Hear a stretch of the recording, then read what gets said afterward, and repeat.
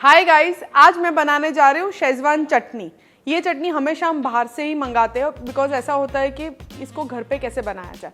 बहुत ही simple recipe है, बहुत क्विक बन जाती है और ये एक ऐसी वर्सेटाइल चटनी है जिसको ना कि सिर्फ चाइनीज़ क्यूजीन में पर आप कोई भी स्टार्टर के साथ इसको सर्व कर सकते हो। शुरू करें।